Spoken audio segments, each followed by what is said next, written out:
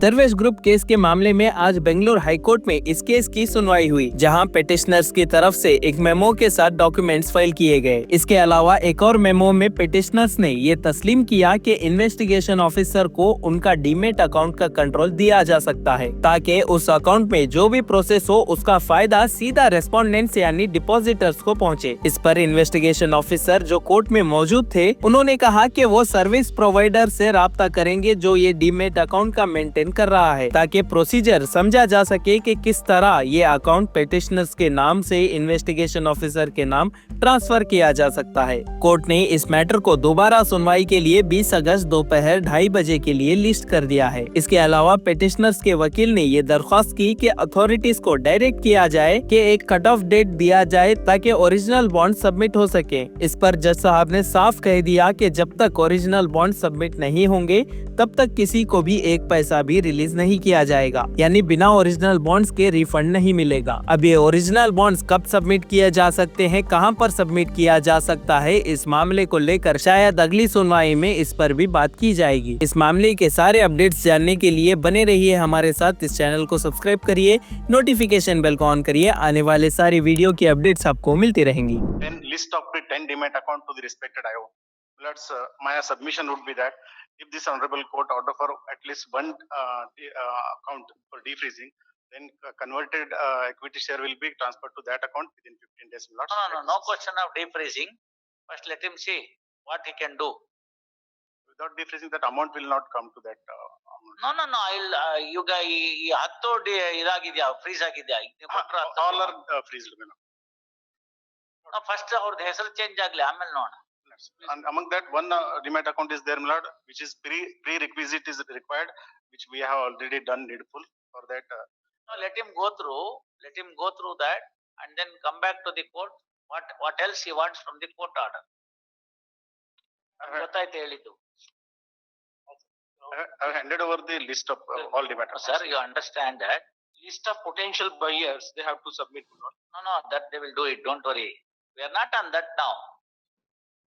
If the demat account is to be defreezed, ಅದರಲ್ಲಿರೋ ದುಡ್ಡು ಅವ್ರು ತಗೊಳಕ್ ಹೋಗ್ಬಿಡ್ಬಾರ್ದು. ಅದಕ್ಕೇನ್ ಬೇಕೋ ಬಂದೋಬಸ್ತ್ ನೀವು ಮಾಡ್ಕೊಳ್ಳಿ. That is not possible even for us to use, because all are debit freeze lots. ಅದೆಲ್ಲ ಇರುತ್ತಪ್ಪ, ನಮಗ್ ಗೊತ್ತಿದೆ, ಅವೆಲ್ಲ ಬೇಡ. We are not there to. No. I should be doubly careful. See, I'm the custodian of that money now. That account around 5.05 CR amount is there.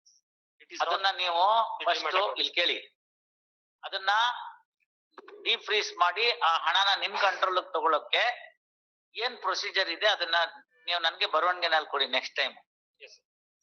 ಅವ್ರ ಕಡೆಗೆ ಅದು ಹೋಗ್ಬಾರ್ದು, ನಿಮ್ ಕಂಟ್ರೋಲ್ ಬರ್ಬೇಕು. ಅದು that money should come to you. 5.05 crores ಏನಿದೆ ಅದ್ ನಿಮ್ಗೆ ಬರ್ಬೇಕು. ಅದೊಂದನ್ನ ಮುಂದಿನ ಹೀರಿಂಗ್ ಏನ್ ಮಾಡ್ಕೋಬೇಕು ಅಂತ ನೀವು ಅಕೌಂಟ್ ನವ್ರ ಜೊತೆ ಮಾತಾಡಿ, ಯಾರು ಅದಕ್ಕೆ ಇದಾರೆ ಸರ್ವಿಸ್ ಪ್ರೊವೈಡರ್, ಅದನ್ನ ಕೇಳ್ಕೊಳ್ಳಿ.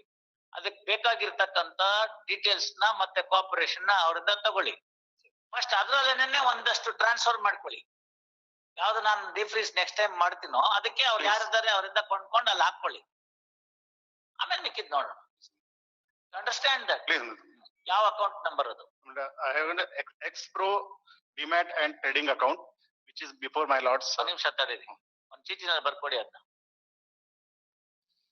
ಅಲ್ಲಿ ಬೆಳಗ್ಗೆ ಆಗ್ಲೇ ಏನ್ ಬರ್ಬೇಕು ಇಟ್ಕೊಂಡಿದಾರ, memo with documents filed on behalf of the petitioner. First another memo filed whereunder petitioner is agreeable, petitioners are agreeable to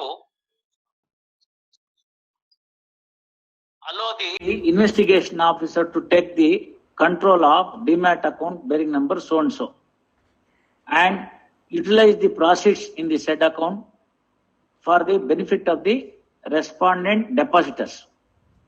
First, respondents depositors. First, investigation officer present before the court in response to the said memo would submit that she would contact the service provider who has maintained the demat account as to what is the procedure for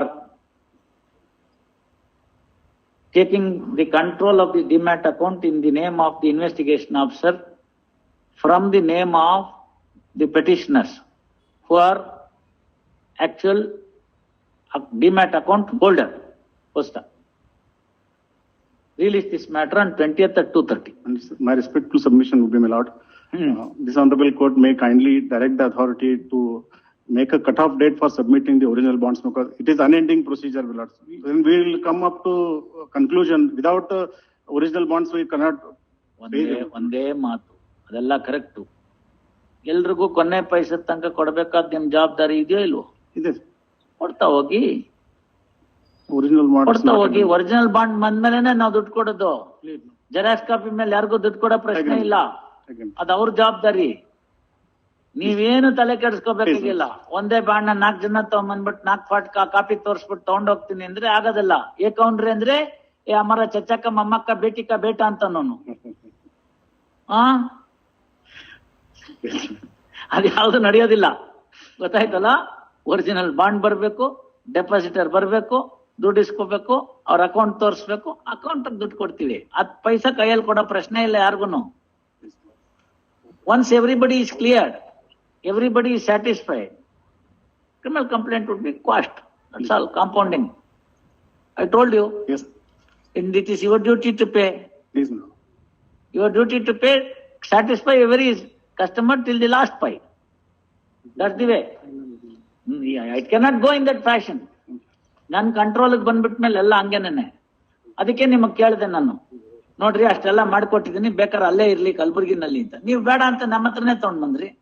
That's in fact we are thankful that this honorable court, the way handled this case, not only repayment, my lord, but the 3 lives are in danger, and that credit goes to this honorable court. Everybody, if you are, so long as you pay the money, you have every protection from this court. Interim order kindly makes. 28 interim orders. Company valuation certificate may be filed by next date by them. No, that forget all those things. Now your simple point, sir. Iga prospective buyers ge, they will trade through this demat account. True. They cannot. They can only say you buy this, so they will buy through this demat account. Money will come to this demat account.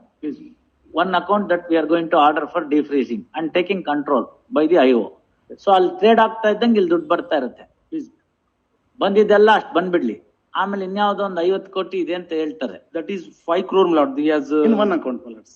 In one account only, 5 crore in one account. Total we have provided 10 accounts. No, ಎಲ್ಲ account ಅಲ್ಲ 5 ಕೋಟಿ ಇಲ್ಲ. We have ಮತ್ತೆ ಸುಮ್ಮನೆ ಬಿಡಿ, ಆಯ್ತಲ್ಲ. we have ಆಯ್ತು, ಇದ್ರೆ ನಿಮ್ಗೆ ಮಿಕ್ಕಿದ 9 ಅಕೌಂಟ್ ಅಲ್ಲಿ ನಿಮ್ಗೆ ವಾಪಸ್ ಕೊಡ್ತೀವಿ, ತಗೊಂಡೋಗಿ. ಯಾರು ಬೇಡ ಅಂತಾರೆ. ಆದಷ್ಟು ಟ್ರೇಡ್ ಮಾಡಿಸಿ. ಆ ಡಿಬೆಂಚರ್ ಎಲ್ಲ it's not debenture, it is share certificate ಅಂತ we have understood. That non listed. So ಅವ್ರ ಕಡೆಯವರೇ ತಗೋಬೇಕು. that is what we'll also provide prospective buyers also, my lord. ಅದೇಪ್ಪ ನಿಮ್ ಕಡೆಯವರೇ ತಗೋತಾರೆ, ತಗೊಳ್ಳಿ ಬಿಡಿ. next date of hearing they may file the such list of potential buyers. List ಹಾಕೇನು ಉಪಯೋಗ? I will permit you to trade. Please, yes, please. ನಾನ್ ತಗೊಂಡ್ ಏನ್ ಮಾಡ್ಬೇಕು ಲಿಸ್ಟ್ ನ? ಯಾವನ್ ಬರ್ತಾನೋ ಅವ್ನ್ಗೆ ಅಷ್ಟು ಶೇರ್ ಕೊಡ್ತಾ ಹೋಗ್ತೀರಿ, ಈ ಕಡೆ ದುಡ್ಡು ಬಿಡ್ತಾ ಹೋಗುತ್ತಷ್ಟೇ. ಅವ್ರೆಷ್ಟು ಕರ್ರು ಕೊಂಡ್ಕೊಳ್ಳಿ, ಅವ್ರು ಹೇಳಿದ 100 rupees ಫೇಸ್ ವ್ಯಾಲ್ಯೂ ಅಂತ. 100 rupees ಫೇಸ್ ವ್ಯಾಲ್ಯೂಗೆ ತಗೊಂಡ್ರೆ ತಗೊಳ್ಳಿ, 90ಕ್ಕೆ ತಗೊಳ್ಳಿ, 80ಕ್ಕೆ ತಗೊಳ್ಳಿ, 120ಕ್ಕೆ ತಗೊಳ್ಳಿ, ಅವ್ರಿಷ್ಟ.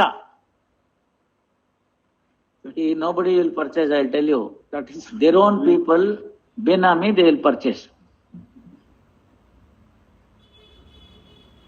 ನಾ ಹೇಳಿದ ಅರ್ಥ ಆಯ್ತಲ್ಲ?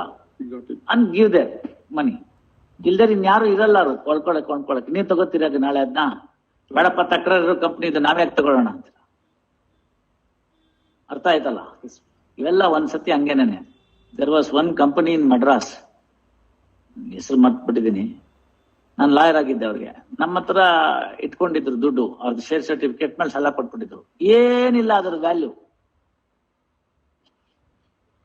ಬ್ರೋಕರೇಜ್ ಬರಲ್ಲ ಅದನ್ನ ಮಾರಿದ್ರೆ. ಹಂಗಿತ್ತು ಪರಿಸ್ಥಿತಿ. ಇದು son of A DGP in Tamil Nadu. At one point of time ಚೆನ್ನಾಗಿತ್ತು, ಏನೋ ಕೊಟ್ಬಿಟ್ಟ, ಇವರು ಕೊಟ್ಬಿಟ್ರು ದುಡ್ಡು. ಲಕ್ಷಾಂತರ ರೂಪಾಯಿ, ಕೋಟ್ಯಾಂತರ ರೂಪಾಯಿ ಬರ್ಬೇಕು ನಮ್ ಕಂಪನಿಗೆ, ಬರ್ತಾ ಇಲ್ಲ. ಏನ್ ಮಾಡ್ತೀರಿ? ಇವ್ರು ಅಂದ್ರೆ ಏನ್ ಮಾಡೋದು ಅಂತ. ಸ್ವಲ್ಪ ದಿನ ಇಟ್ಕೊಳ್ಳಿ ಸರ್, ಯಾರಿಗ್ ಗೊತ್ತು ನಾಳೆ ನೋಡಿದವ್ರು ಯಾರು ಅಂತ. ಹಂಗೆ ಇಟ್ಟಿದ್ವಿ ನಾವು. ಎಲ್ಲ ಆಯ್ತು. ಬೇರೆ ಇನ್ಯಾವ್ದೋ ಪ್ರಾಪರ್ಟಿ ಅಟ್ಯಾಚ್ಮೆಂಟ್ ಮಾಡಿದ್ವಿ, ಏನೇನೋ ಆಯ್ತು, ಎಲ್ಲ ಆಯ್ತು. ಅವನ ಹೆಂಡತಿ TV ರಿಪೋರ್ಟ್ರು, ಒಳ್ಳೆ ಪ್ರೆಸ್ಟಿಜಿಯಸ್ ಚಾನೆಲ್ ರಿಪೋರ್ಟ್ರು. ಅದೇ ಎಲ್ಲ ಆಯ್ತು.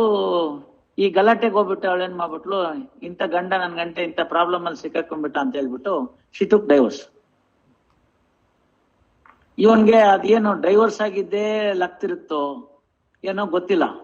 ಇದಕ್ಕಿದ್ದಂಗೆ ಇವನ್ ಕಂಪ್ನಿದು ಲಿಸ್ಟಿಂಗ್ ಸ್ಟಾರ್ಟ್ ಆಗ್ಬಿಡ್ತು ಚೆನ್ನಾಗಿ.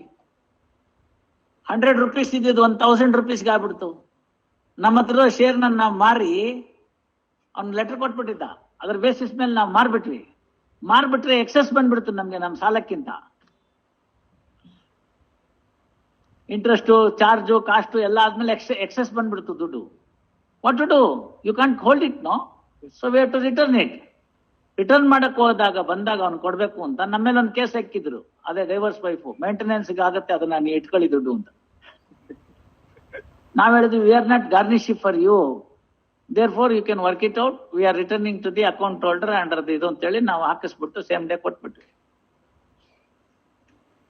C what is not viable one day may become viable at a later point of time ಅಂತ. ಇದೆಲ್ಲ ಫೈನಾನ್ಷಿಯಲ್ ಕಂಪ್ನೀಸ್ಗೆ, ಆಮೇಲಿಂದ ಬೇರೆ ಬೇರೆ ಇಂಡಸ್ಟ್ರಿಗಳಿಗೆ ಇವೆಲ್ಲ ಆಗುತ್ತೆ.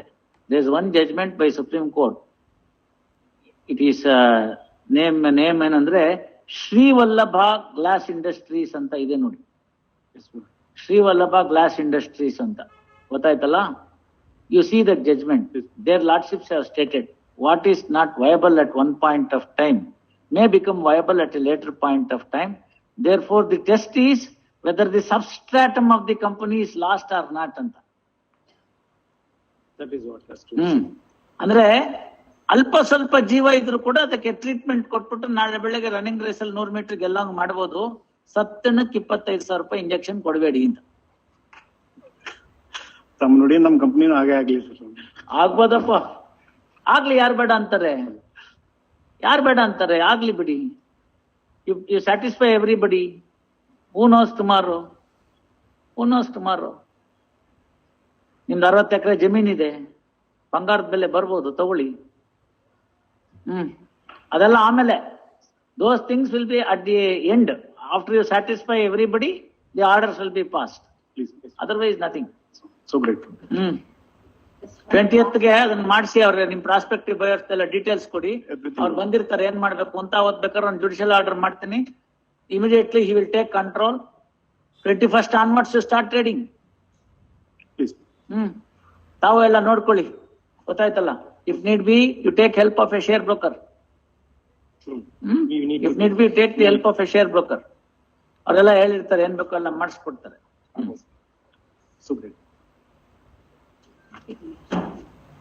ಆಯ್ತಮ್ಮ, fast over in the first list.